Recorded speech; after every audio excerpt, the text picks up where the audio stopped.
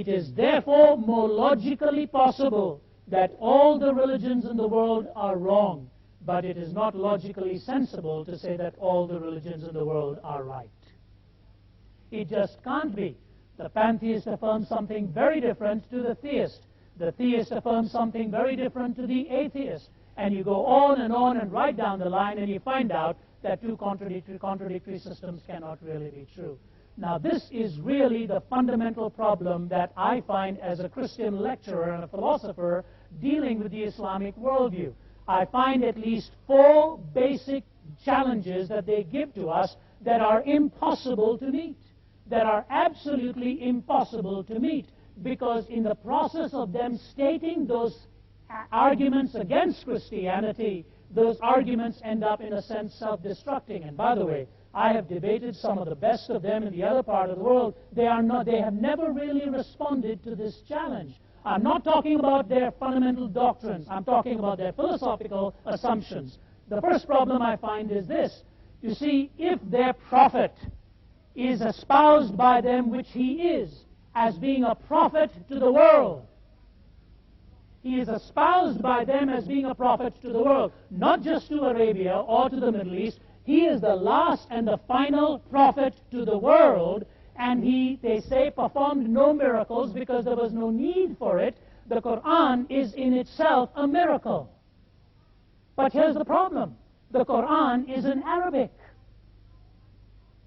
And I am not given the privilege of even challenging its word usage. Please remember, this is vital. Because you see, when you take words or changes in the Quran, which they will tell you have never been made, although some great scholars like Ali Dashti from Iran challenge that assumption, the fact of the matter is, unless I know the language, I cannot perceive the miracle. Unless I know the language, I cannot perceive the miracle, which basically means there are millions of people in the world to whom the language in which their scriptures are written will ever remain completely foreign, and the miracle becomes purely one affirmed by those who know the language. It can never be tested in your experience, because the English translations, they tell you, and any other translations are not accurate except the original as given in the original language. How does one deal with a miracle that is not recognizable by the masses in society? That presents the first problem. There is a second problem it presents to me.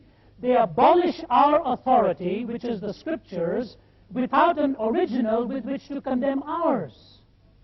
So we are told by the scholars representing that view that the Bible we have is not the original Bible given. It is a corrupt Bible, that there are many contradictions in it. It is not an accurate reflection of Jesus Christ. For example, they espouse that Jesus never really died on the cross, and therefore the resurrection was purely a fabrication of later collectors of the ideas. Now, let me ask you this. How does one ever know something to be truthful if there is not a unit by which to measure it?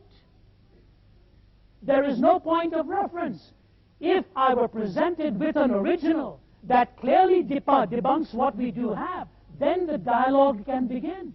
But if I'm told what I have is error-prone and wrong on the basis of something they have never shown to me, how does one begin to dialogue? Do you see the problem? It is like talking about the moon being so far away from here, but saying we have no way to measure it, but take my word for it, that's how far it is. It has destroyed our original authority and told us we have no authority now. Therefore, the Bible has been taken away from the Christian, and the Christian has got nothing left to defend because he does not have the original Bible. How does one begin a dialogue with that? Thirdly, and very importantly here now, as you know, the Quran was written about 6 centuries after Jesus Christ. Now, their problem was that what has happened is that the original absolute which was given has been lost.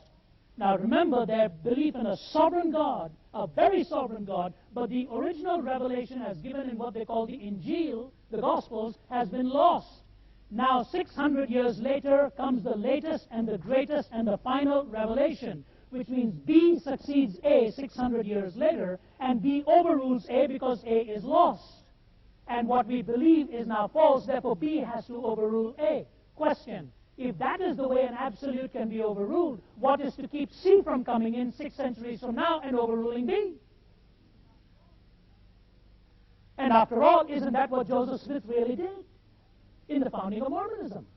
That's precisely what Joseph Smith did. He said all of the religions of the world coming centuries after Islam, for example, Mormonism said, all of the revelations have all become corrupt. Now he has come out with the last and the greatest and so on. So absolutes keep overruling absolutes without any point of reference for the previous absolute. It is philosophically unarguable. You cannot talk about it because there is no more a possibility of discussing absolutes. That is number 3.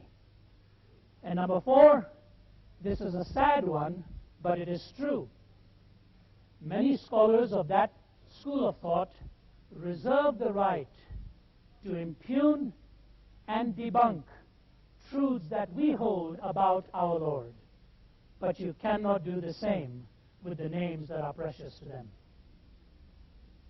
You follow what I'm saying? I can be told in the Quran that Jesus never died, which is what it is said out there. And I can have people look at me and say that this is a blasphemy. Jesus never claimed to be the Son of God, which is completely wrong. He does claim to be the Son of God. There are all kinds of concepts that are treasured truths. The very cross and the empty tomb are so precious to us, and the very person of Christ so precious to us. How does one dialogue with two people talking while A reserves the right to impugn what B is defending, but B is not given the same privilege of closely scrutinizing what A is defending? These points of tension make meaningful dialogue very, very difficult, with all respect for the scholarship. That's all I want to say.